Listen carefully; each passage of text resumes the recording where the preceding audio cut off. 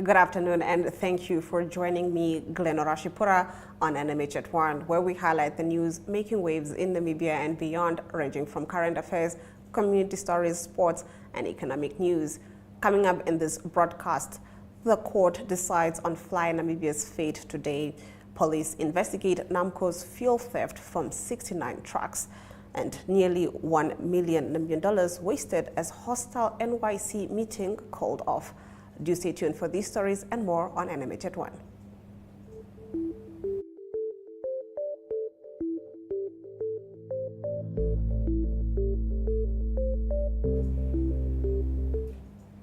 In our midday news update, Namibia Country Manager Michael Zhang explains what benefits 5G technologies will bring once implemented.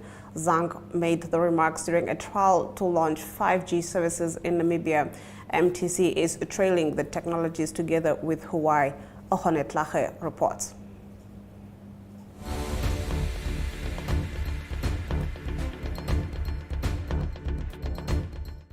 5G offers ultra speed to enable super mobile network services compared to 4G, which allows us to watch 4K videos, live streaming, and other seamless internet experience, like you saw in the video, right? Other than that, it also has a much lower latency compared to 4G, which makes it possible for all kinds of remote operation. For instance, you are seeing the unmanned vehicles for mining, unmanned crane for ports, and one of the use tests we are doing in other countries is the remote medical operations. So our doctors, for example, in capital cities will be able to operate people from rural village in rural areas via 5G.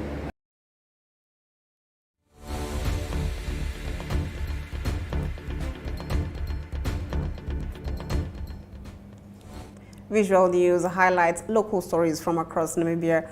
Right after the break, we get into that.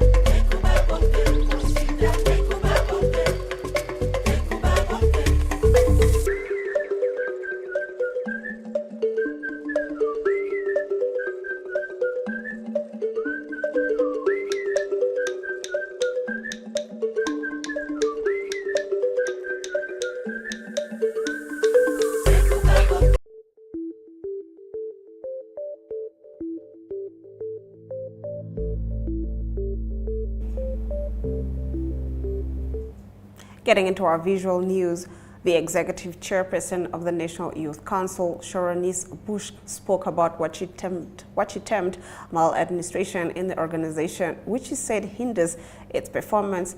Bush was speaking at the official opening of the 9th Representative Council meeting, which officially convened on Friday and ended on Saturday in Ondangwa. Tuemu Haidula reports.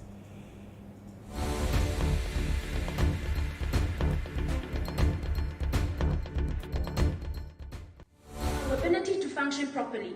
It is also common knowledge that these issues have been jointly investigated by the Ministry of Sport, Youth and National Service, the Ministry of together with the Ministry of Finance and Public Enterprises, to make recommendations and find suitable courses of action and intervention on how these issues must be addressed. By all accounts, but especially from where the Board of Council is sitting, this meeting provides us an opportunity to properly ventilate some of the issues concerning NYC's efficiency and effectiveness, to robustly engage and resolve on these challenges and opportunities, and to leave Ondangwa with a united organization satisfied with the work that we have done. Actions that we have taken, actions that is taken with the integrity that we have as young leaders to build the National Youth Council House. To borrow from the words and the teaching of the late Dr. Hage Gengo, it is easy to destroy, but very difficult to build. I have no doubt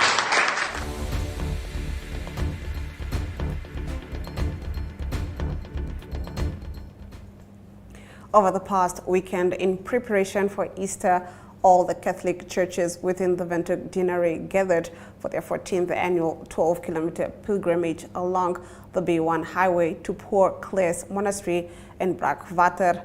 Innocent Haingura is one of approximately 1,000 people on the pilgrimage. Jemima Dembele was there.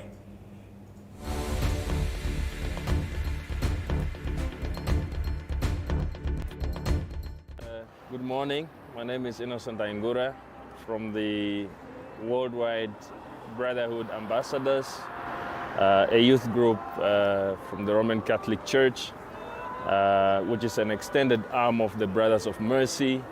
And we annually are tasked with organizing with this Lenten pilgrimage called the Walk with Christ, which has been done now for the past 14 years. This is actually our 14th Lenten walk. It's a pilgrimage that brings together all the faithful and members of the Catholic Church and even beyond within the Windhoek Archdiocese to walk together, to journey together, to reflect, to pray, and to contemplate the suffering of our Lord Jesus Christ as we prepare ourselves for the big event that is Easter. So this is what the walk is all about.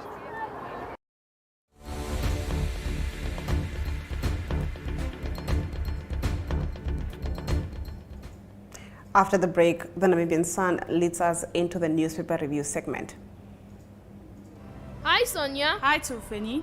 What are you reading? I'm reading about the Child Care and Protection Act in this pamphlet I got from school. What's that? It is Namibia's main law for the children and the issues affecting them. The act classifies here that a child is anyone under the age of 18 years. Check out some of the rights meant to protect you. For more information, contact the Children's Advocate. For more information, contact the Children's Advocate Namibia in the Office of the Ombudsman on 061 20 73 111. Send us an SMS on 20401. SMS costs 40 cents. You can also send us a message via our Facebook page. Remember, the services of the Children's Advocate are free of charge.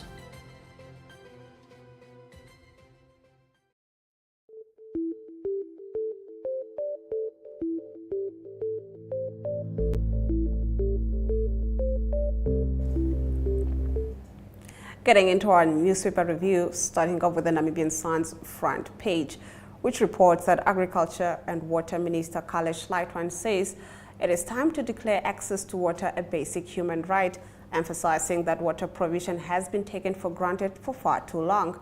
I'm convinced that the time has come that we must consider access to water a basic human right. We have the right to live, which right becomes moot if water is unavailable. The water right, therefore, must be accepted. Schleitwan made these remarks at the commemoration of World Water Day held in Opur in the Kunene region. On page 3, Simeon Lutete, who killed his girlfriend on Saturday at Onanjamba settlement in Inoka Kolongo, allegedly committed the heinous act because the woman refused to sleep with him after he gave her $200 Namibian. The Namibian Sun understands. Now, Lotete allegedly snatched a gun from a security guard and attacked his girlfriend, Hilya Tulinawa Nekongo, by hitting her on the forehead with a firearm. She died instantly, police said. Shortly afterwards, Lotete fled the scene and subsequently ended his own life. Police have further stated the deceased had been employed as a bartender at a local bar. Moving over to the Republicans' front page, the Cancer Society of Namibia and its CEO, Rolf Hansen, have approached their lawyer to complain against a woman from Tsumeb, where she has vilified the association on social media and used people who live in the town and close surroundings for more than 4 years in the name of cancer. The offending post from Brenda Biekers claimed she was in-house Acacia in Windhoek for cancer treatment, where she was just left by Hansen, and that there is no food. Moving over to the Republicans, page 3, the Communications Regulatory Authority of Namibia has announced that the deadline for SIM registrations remains the 31st of March. while a failure to register will result in forfeiture of the number.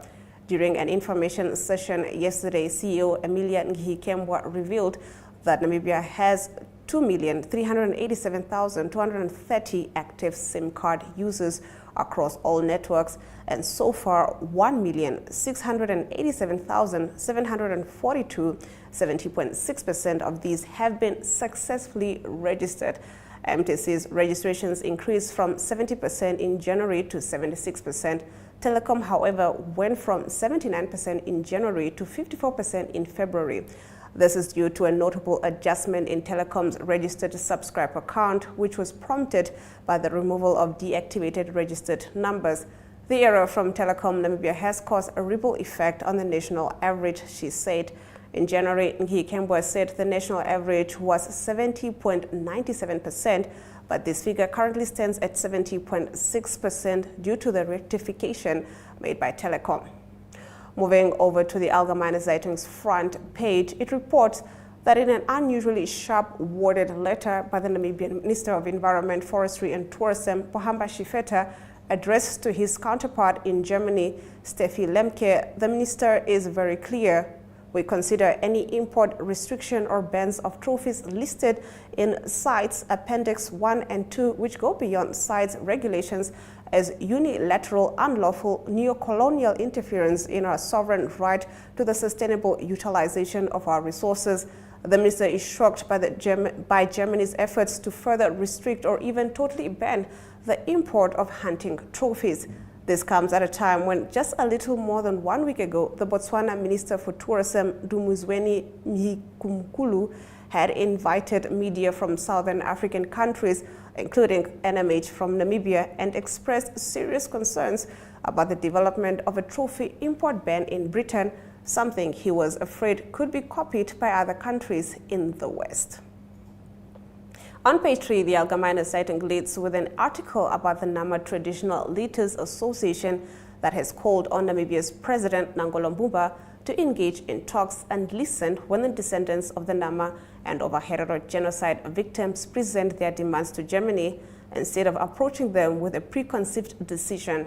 This apparent demand by Simia Leopard of the NTLA followed the remark made last week by the Namibian president, who had expressed his willingness to meet with the traditional leadership and discuss their demands with Germany.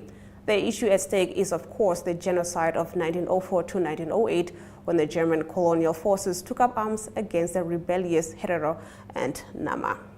After the break, we continue with our newspaper review. Welcome to My.NA Cars, your ultimate destination for everything automotive. I am your host, Diana Master. Teamwork makes the dream work, right? Discover the latest models, innovative technologies, and expert insights from our passionate hosts. Learn essential maintenance tips and get exclusive behind-the-scenes access to the automotive industry. Don't miss My.NA Cars on NTV every Thursday at 2100 hours. Tune in and ignite your passion for automobiles.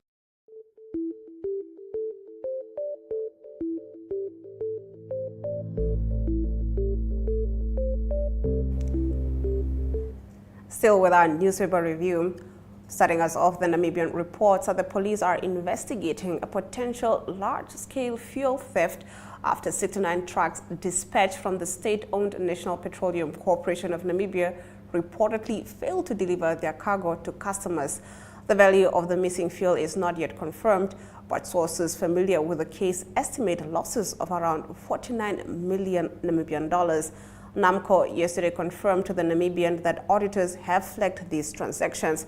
Auditors were unable to match 69 trucks that left the National Oil Storage Facility with the product, Namcor spokesperson Watara Hoveka said. Moving over to page 3, President Nangolo Mbumba says he was reluctant to replace President Hage Geingob immediately after his death on the 4th of February. Speaking to traditional leaders from the northern region of the country on Saturday, Mbumba said when his cabinet colleagues told him he would replace Geingob the day the former president died, he questioned why the replacement had to be done in a rush. Mbumba described Geingob as his friend, brother, and in-law. In the New Era's front page, it leads with the Namibia's sole provider of scheduled air services, FlyNamibia, is at risk of being grounded after the Transportation Commission of Namibia refused to renew its license. FlyNamibia's scheduled air transport service license is due to expire on the 28th of March 2024. The company has had the license since 1995. It has been renewed on 5 occasions, with the latest being in March 2019. On Tuesday, the company approached the Windhoek High Court on urgent basis, seeking an order suspending the Commission's decision taken on the 7th of March to refuse the renewal of its scheduled air transport service license. On page 3, a contractor on Thursday disconnected the sewer pump at Makushe Senior Secondary School because of non-payment by the Directorate of Education. The contractor constructed a sewage pond at the school in 2021, for which he is claiming payment of close to $1 million Namibian dollars. The Makushe School is in the Mukwe constituency, and more than 800 pupils at the school have been affected. Moving over to Market Watch, which reports that Agra Limited recorded an operating profit of about $41.9 million Namibian dollars for the 6 months ended 31st of January 2024, a drop of some $9 million Namibian dollars, or nearly 18% compared to the same half in 2023. The severe drought exacerbates financial constraints for our primary clientele, the farming community, compounded by livestock prices that are significantly lower than last year. Agra said in its unaudited interim results released on the Namibian Stock Exchange on Friday. The group's revenue increased by a mere 4% year-on-year, or about 57,000 Namibian dollars year-on-year, to around 1.36 million Namibian dollars. After the break, we get into our economic news. To stay with NMH at 1. Neo Paints has established a 67-year Namibian legacy, creating personalized paint solutions that blend quality and innovation for the Namibian people. We pride ourselves in being a 100% Namibian-owned company, investing in our country and our people by employing and empowering true Namibians. With every brushstroke, Neo Paints commits to our quality guarantee and always delivering a coat of excellence. At Neo Paints, we always stay true to our country. We are as Namibian as you.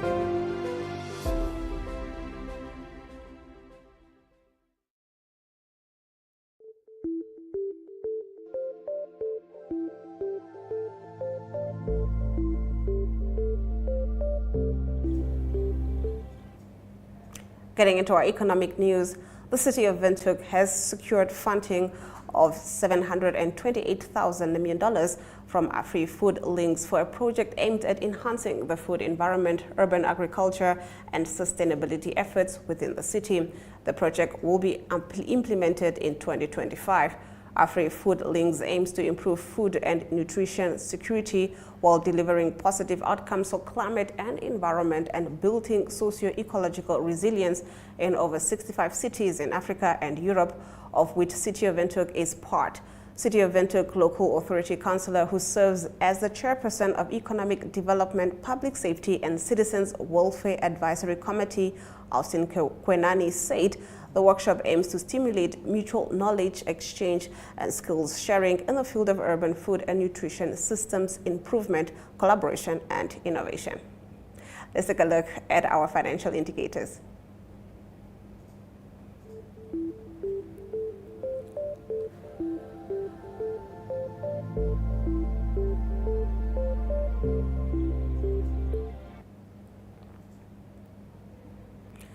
The Namibian dollar trades against the British pound at 23.92, against the euro at 20.50, against the US dollar at 18.83. 2 Namibian dollars and 61 cents gets you 1 Chinese yuan. On the Namibia Stock Exchange, Namibia Breweries Limited went up at 0.03%, while First Rand Namibia went down at 0.50%. Overall index went down at 0.05%, while local index went up at 0.12%.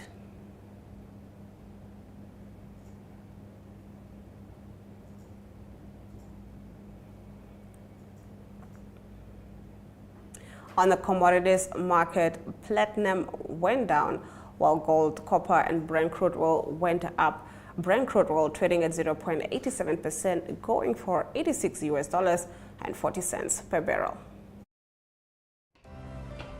Hi, Kambaripa. Hi, Melissa. You look upset.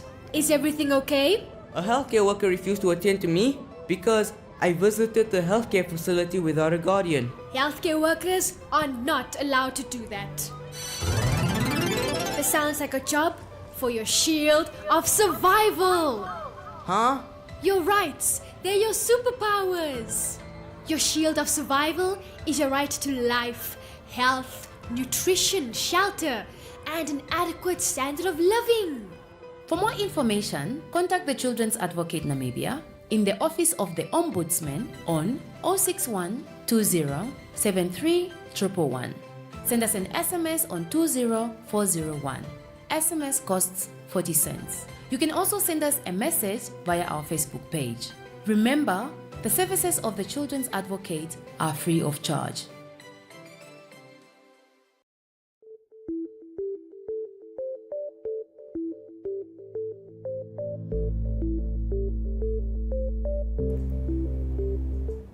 Getting into our news from Africa, a new suspect has been charged over the disappearance of a 6-year-old South African girl last month.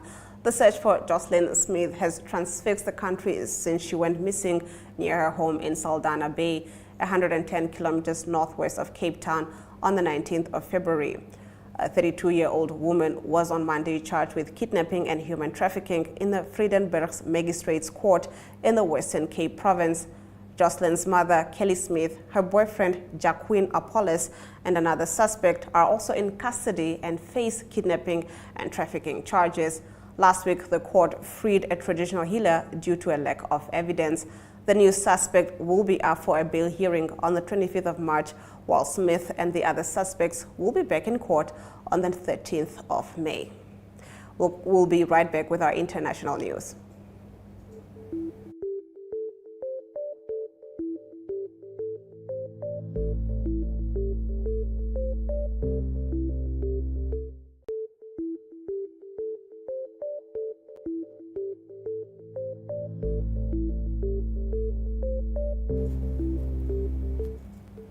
Russian President Vladimir Putin warned the West that a direct conflict between Russia and the US-led NATO military alliance would mean the planet was one step away from World War III, but said hardly anyone wanted such a scenario. The Ukraine war has triggered the deepest crisis in Moscow's relations with the West since the 1962 Cuban Missiles Crisis. Putin has often warned of the risk of nuclear war, but says he has never felt the need to use nuclear weapons in Ukraine. French President Emmanuel Macron last month said he could not rule out the deployment of ground troops in Ukraine in the future, with many Western countries distancing themselves from that, while others, especially in Eastern Europe, expressed support. After the break, we take a look at our sports news.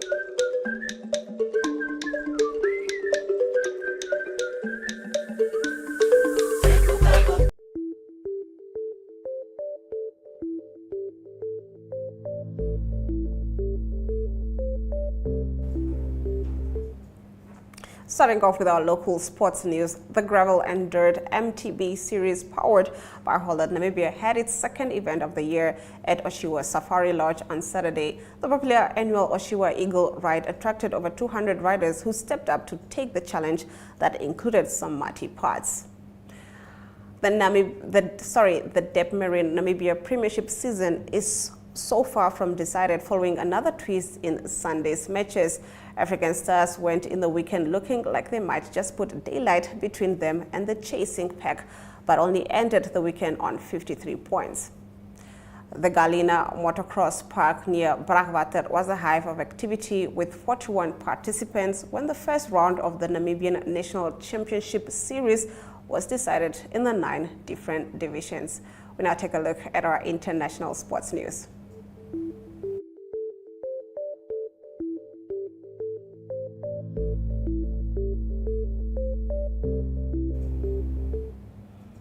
FA Cup holders Manchester City will face Chelsea in the semi-finals at Wembley, while Manchester United's reward for their thrilling win against Liverpool is a meeting with second-tier Coventry. World number 2 Carlos Alcaraz cruised home in a 7-6, 7/5, 6-1 victory over Daniil Medvedev on Sunday to win a second straight Indian Wells ATP title, both coming at the Russians' expense.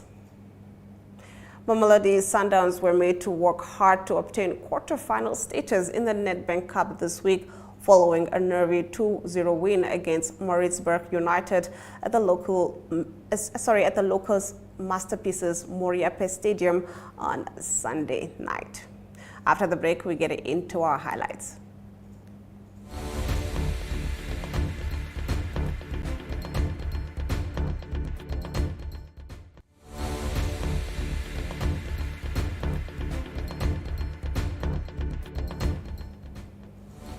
Let's take a look at the news highlights from today's broadcast. A new suspect has been charged over the disappearance of a 6-year-old South African girl last month. Russian President Vladimir Putin warned the West that a direct conflict between Russia and the US-led NATO military alliance would mean the planet was one step away from World War III, but said hardly anyone wanted such a scenario. The Gravel and Dirt MTB series, powered by Holland Namibia, had its second event of the year at Oshiwa Safari Lodge on Saturday. The popular annual Oshiwa Eagle Ride attracted over 200 riders who stepped up to take the challenge that included some muddy parts. Those have been your highlights. Remember to tune in every weekday at 1 p.m. to spend your lunch hour with NMH at 1, catching up on the latest news in Namibia and beyond. From me, Glen-Nora Tjipura, until next time.